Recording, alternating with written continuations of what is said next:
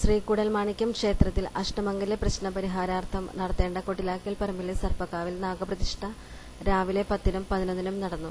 പാമ്പുമേക്കാട്ട് മനക്കിലെ കാരണവർ ശ്രീധര നമ്പൂതിരിയാണ് നാഗരാജാവിനെയും നാഗയക്ഷിയെയും ചിത്രകൂടത്തെയും പ്രതിഷ്ഠിച്ചത്. കഴിഞ്ഞ 7 ദിവസങ്ങളിലായി രാവിലെ പായസ ഹോമവും വൈകിട്ട് സർപ്പബലിയും നടത്തിയതിന് ശേഷമാണ് പ്രതിഷ്ഠാകർമ്മം നടന്നത്.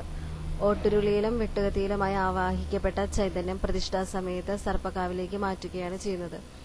രാവിലെ ദേവസ്വം കാര്യാലയത്തിന്റെ പടിഞ്ഞാറുവശത്ത് പായസഹോമം, തുടർന്ന് കലശപൂജ, പശുദാനം എന്നിവയ്ക്കു ശേഷം നാഗപ്രതിഷ്ഠ, പാൽപായസം, നെയ്പായസം തുടങ്ങിയ നിവേദ്യം, തുടർന്ന് സർപ്പദുരിതങ്ങളെ ആവാഹിക്കൽ, വൈകിട്ട് പതിവ് സ്ഥലത്ത് തന്നെ സർപ്പബലി എന്നിവയാണ് പരിപാടികൾ.